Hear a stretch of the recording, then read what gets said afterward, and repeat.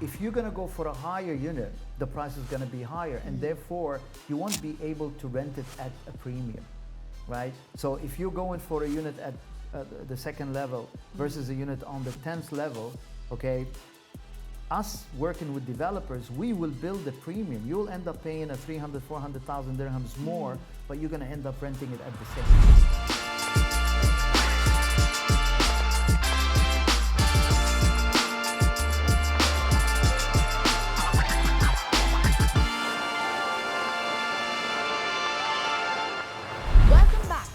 The Real Deal Dubai, your no-nonsense guide to navigating the shimmering sands of Dubai's property market.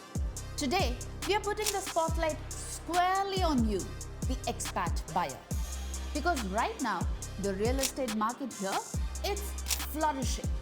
We are talking about a massive influx of residents, entrepreneurs, and businesses fueled by initiatives like the Golden Visa and actual pro-business policies.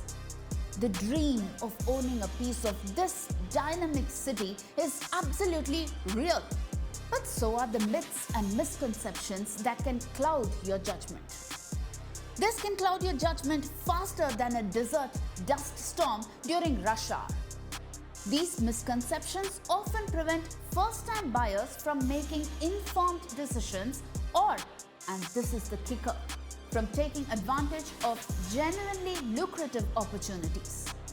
We are here to bust those myths, shatter those illusions, and equip you with a dose of reality you need before you sign on the dotted line.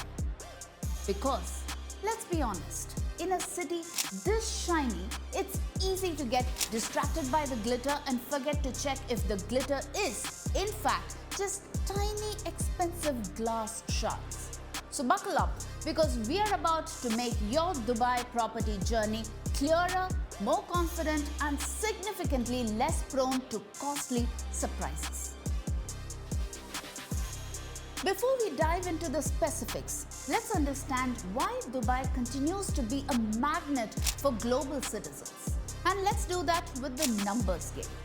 This isn't just a city of skyscrapers, it's a financial heaven.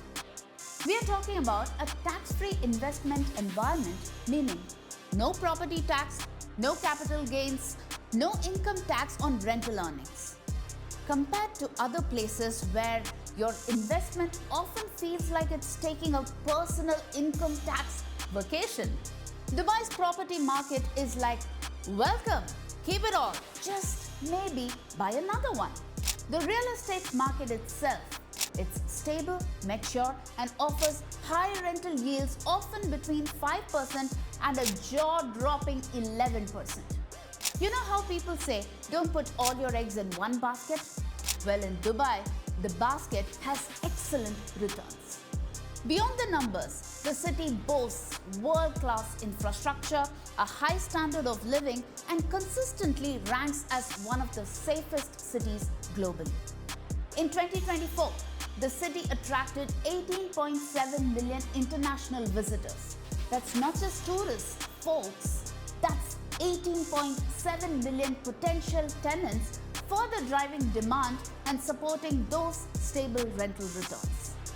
It's no wonder over 90% of Dubai's residents are expats, forming a diverse community from over 200 nationalities. And get this, there's been a staggering 420% increase in inquiries from British nationals looking to relocate over the past 5 years, with a 45% surge in the last 12 months alone. It truly helps if expats move beyond the attractive packaging and truly grasp the ingredients, the actual costs, and the real benefits involved in their Dubai property investment. Because much like trying to bake a cake based solely on the picture on the box, if you don't know the measurements, you are going to end up with a very expensive, very deflated, unedible mess. Alright, let's deep dive into the real stuff and look beyond the brochure. Starting with ownership rules, expats absolutely can purchase property here, especially in designated areas known as freehold zones, granting you full ownership rights without restrictions. This means 100% freehold ownership is possible, registered directly in your name at the Dubai Land Department. Think of it like this: it's your property, lock, stock, and that suspiciously large ornate barrel. Beyond freehold, you might encounter leasehold properties, which grant long-term use, typically up to 99 years. It's like leasing a car for a really long time. You get to drive it, but the original owner still has the title. And then there's common hold ownership, usually for apartments. This gives you full rights to your unit while sharing responsibility for common areas via a residents association. It's basically like being part of a homeowners association, but in a building so luxurious, their arguments are probably about the thread count of the lobby carpet. Another common misconception is that you need to be a resident of Dubai to purchase a property in the city. False! As a foreigner, you can buy a property in Dubai without being a resident. You can be probably chilling in, I don't know, London, New York, and still buy a 3-bedroom apartment here in Dubai's JVC. Just try explaining that at your next family reunion. However, and this is where it gets interesting, property ownership can be your golden ticket to residency. If you invest 750,000 dirhams or more in a property, you can apply for a 2-year renewable residence permit, also known as an investor visa. This visa allows you to sponsor your spouse and children. The catch? You must not remain outside the UAE for more than 6 consecutive months. So no extended finding yourself trips like probably backpacking to Western Europe. For a longer stay, the UAE Golden Visa is an option. Investing 1 million dirhams or more may qualify you for this. Another myth that deters potential buyers is the belief that foreigners cannot secure financing for property purchases in Dubai. The reality is that banks here do offer mortgage facilities to non-residents. You'll likely need a larger down payment, usually around 20 to 25% for non-residents compared to residents, and you'll need a stable income with a good credit score. Basically, they want to know you're not going to vanish like a mirage in the desert sun after the first payment. Be aware that off-plan projects might require more construction progress before a bank considers financing. They're not going to lend you money for a property that's currently just a fancy drawing on a developer's napkin. Understanding these details provides a clearer picture of Dubai's real estate market, helping you cut through the hype and focus on the practical realities of investment potential and costs. Joining us on this expert segment is Tariq Jarrar. Thank you so much for joining us. He is the Executive Director of Devmark, and he has been the brains behind it, as you'd like to call it. And I have the first question for you, which is talking about the biggest legal or regulatory hurdles that expat buyers encounter, because we've been talking about this show that caters to the expats and offering it to be a buyer's guide of sorts. So which most real estate agents don't mention upfront. What would you like to say? Okay, first of all, thank you for having me. In terms of what hurdles do buyers in general, whether they are expatriates or international buyers, face, and I like the way you phrase it, is that the brokers don't mention. One of it, from my experience, that I see happening a lot is what we call legacy planning, or in plain words, inheritance planning. This is something that they're not, a lot of people come in, they buy the properties, they never think about what happens when they pass away, what's going to happen to the properties, or what laws and regulations are going to be applicable.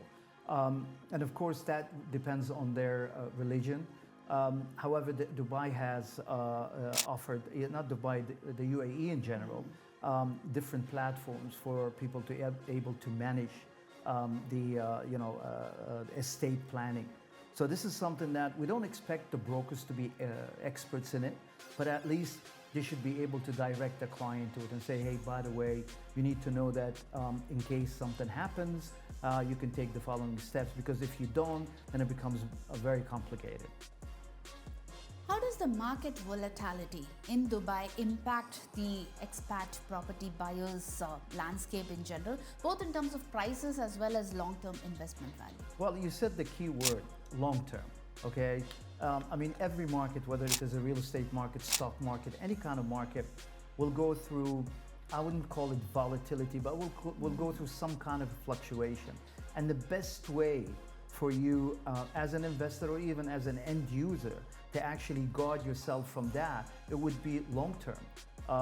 There's a word, a lot of people come and ask me, say, oh, I want to time the market. What if the market is volatile? Should I get in here? Should I? And I always say, it's very, very difficult to time the market. And I always say that what's more important than timing the market is time in the market. So if you are looking at getting into the market, look at the fundamentals, which we will talk about later, okay? But the best way, as I said, to guard yourself from the ups and downs is that to look at the long-term perspective. Well, just as we were speaking, I did a little bit of reading and I found out that the tenants can now heave a sigh of relief with respect to the rentals that are steadily decreasing in the recent past. But do you think that this would reflect in any sort of price corrections going forward? Not at all. No, because again, I mean, as you can see, this is, when I say a dynamic market, it is a very dynamic market. People are coming in constantly. And what happens is that a certain area, for example, or a certain location, okay, might see the rent either going up and going down, but people can't kind of move to upgrade or downgrade. So the most important thing about whether the rent or the rental yield will have an effect on the price is that if you have a high occupancy rate. And we know right now that this is not the case. In certain areas, yes, older buildings, as new buildings come to the market, probably there will be a slight adjustment toward the rent. While I did mention misconceptions, right? Some of the misconceptions have also been around the ownership and the restrictions around ownership, especially for the expats. In what ways do you think ownership restrictions apply for expats when compared to UAE nationals? And what are the areas or property types that are most affected? Okay, well, I'm more than happy to clarify that. It's very simple, okay?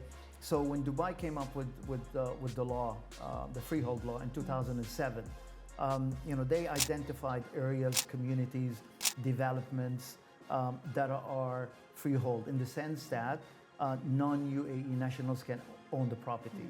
Not leasehold, but freehold. Like as long as you live, as long as you, or whoever inherited the property, it is yours, okay? So these areas are well known. We know about them. They're a great development, big developments that are happening. The rest, anything that falls out of these freehold master developments, out of course, expatriates cannot own property there. It's only UAE nationals. But from what we have seen recently, for example, is that the government is moving toward locating or concentrating on some of the areas of high demand and actually giving the owners of the land the freedom to convert it into a freehold. The latest one is Sheikh Zayed Road. Right. So, that's at least the direction that I see happening. How can expat buyers really protect themselves from the lack of transparency or possible fraudulent practices that may perhaps exist during property transactions? Okay. I love this question because, okay, so I'd like to break it into two. Okay, lack of transparency with the regulations in place in Dubai, whether you're buying off plan and you're buying ready, it's extremely transparent, extremely transparent. And how do they protect themselves against people that are trying to con them? Okay, is that they have to do their homework. And a lot of the cases, the unfortunate cases that happen, it happens because they did not do their homework. So let me give you examples. And I'm not trying to focus on the brokers, but because the brokers are the ones that are bringing these clients to market. Okay. A, never give money to a third party. If you want to pay and you want to give money, whether you're buying off plan or ready, you should do it. You should give it to the rightful person. So with an off plan, you have to pay. You have to give it to the administrative team of the developer in their offices. Okay, or you can do a wire transfer, or you can do a payment late.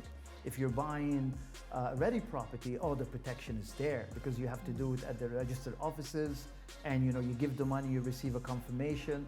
So the bottom line is, people will always find a way to con you if you're not doing your homework. But luckily in Dubai, there's laws to protect you. But still, if you're not doing your homework, ticking the boxes, making sure that this is the right broker and this is the right brokerage company to work with. I'm sure you did talk about the timing of the market, but which is really the best time of the year when it comes to property investments for expats, or key preparatory steps that are often overlooked? Well, the best time is all the time. Again, I'm going to go back to the same thing, timing the market. Now, whether one of the things, and I can understand the logic behind your question, the market in the UAE is no longer seasonal. Okay, maybe 4 years, 5 years, 6 years ago, or maybe 10 years ago, it was seasonal. Okay, you have the summer month, you have the slow month, you have all of that kind of stuff. Now it's not. It's business as usual, and it's all the time.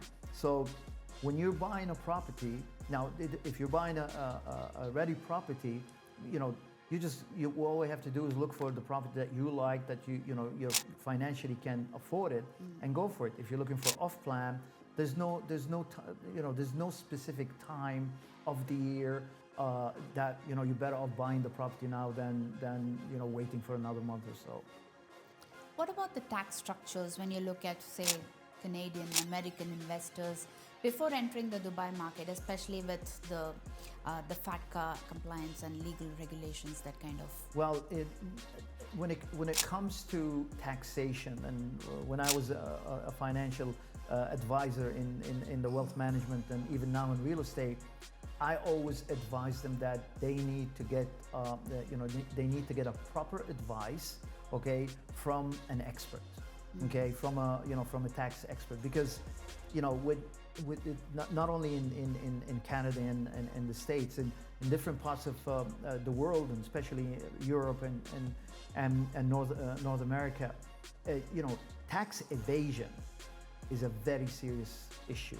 Okay, so they want to make sure that they get the right advice. They want to make sure that they bought the properties here under the right financial vehicle or whatever it is, and do the proper planning, because the two different terminologies. There's one, tax evasion, and tax avoidance.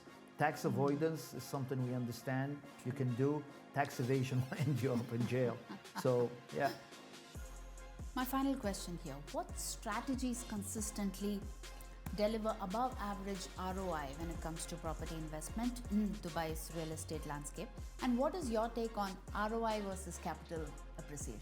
Okay, right. So, great question to end the session in. Right, there are two, I would say, simple strategies, okay? The first one, okay, is if you are interested in maximizing your ROI, then go for the cheapest unit. And I'll elaborate, okay? So let's say, one of the towers in the background behind us, a client comes to me and says, I'm interested in investment. What is your objective? I'm looking for the highest ROI I can get. I'll say, go for unit 204. Yeah, but it's on the second floor. Yeah, but it's the cheapest. You know what I'm saying? Now, if you're gonna go for a higher unit, the price is gonna be higher, and therefore you won't be able to rent it at a premium, right? So if you're going for a unit at the second level versus a unit on the 10th level, okay, us working with developers, we will build a premium. You'll end up paying a 300,000, 400,000 dirhams more, but you're gonna end up renting it at the same. So if you wanna maximize your ROI, okay, go for the cheapest unit in the tower. Okay, so that's one. The second one, this is a strategy which it will double. I'm not kidding, it will double your return on investment. And that is, go for an off-plan project that has a post-handover payment plan. Simple, what it means is that you get the keys, you rent out your unit, you get money into your pocket, and you've only paid 50 or 60% of the value of the property. Immediately, this translates into doubling your ROI. I remember that. So the next time I want to double my ROI, I know who to come to. You got it. That's it. I'm happy to help you with that. Thank you so much Sure. for those insights. No Thanks a lot problem. for joining us today. And please Thank you. don't go away because we have more coming up on this show. All right, let's play Buy or Buy from an expat perspective. This is where we put our newfound knowledge to the test. Imagine you find a modern mid-range apartment in a growing community like Jumeirah Village Circle. It's listed at 850,000 dirhams, making you eligible for that sweet 2-year investor visa. The agent promises a 6% rental yield, which is quite respectable for that area. Sounds great, right? Like a vacation home that pays for itself. Now, let's apply our expat buyer's guide. Is it a buy or a buy? It's a buy if you've done your homework. Have you factored in the 4% DLD fee, the 2% agency fee plus VAT, and those pesky annual service charges for that specific community, which, remember, can range from 10 to 25 dirhams per square foot for apartments? If you need a mortgage, are you prepared for the 20 to 25% down payment for non-residents? And more importantly, have you secured a pre-approval from a bank? Did you actually verify the developer's RERA registration and check the project's progress on the Dubai REST app if it's off-plan? Does the promised rental yield align with actual market data for similar properties in JVC, or is it just the agent's optimistic fever dream? If you are rigorously checking those financial and legal details, understanding the long-term commitment, and you've got a plan for the next 5 to 10 years, then this could absolutely be a fantastic investment. But it's a buy if you're only looking at the sticker price and the visa incentive without accounting for all the additional costs and market realities. Without a clear understanding of the full financial picture and the nuances of expat ownership, that dream apartment that you've been looking at could quickly become a financial headache so severe it makes a flight delay look like a spa day. So, what have we learned today about buying property in Dubai as an expat? First, the most important truth, the one we've screamed from the rooftops. Foreigners absolutely can buy property in Dubai, especially in freehold zones with full ownership rights. Second, property investment can indeed pave the way to residency benefits, including the 2-year investor visa or even the 10-year golden visa, depending on your investment. It's not just a home, it's a lifestyle upgrade and a visa application. Third, this is crucial. Don't fall for the common pitfalls. Budget for all fees beyond just the property price. Know that mortgages are available for expats but often require larger down payments.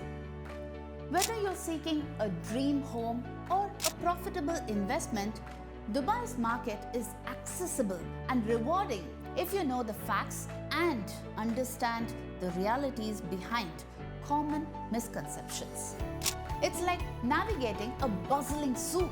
You can find incredible treasures, but only if you know what to look for, how to haggle wisely, and avoid the guy trying to sell a genuine antique that was made probably last week. Next week, we are exploring the social media trap. How can those perfectly curated Insta Reels influence your buying decisions for the better or the worse? Because sometimes what looks so good on TikTok looks terrible in real life.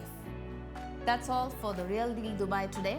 If you found this guide helpful, please, for the love of not losing all your money, hit that like button and subscribe to our channel and tell us in the comments what other myths and misconceptions about Dubai property are on your mind. Or what was the biggest surprise that you encountered when buying a property here as an expat? See you next time on The Real Deal Dubai. I'm your host Pratibha Raman, and you stay real always.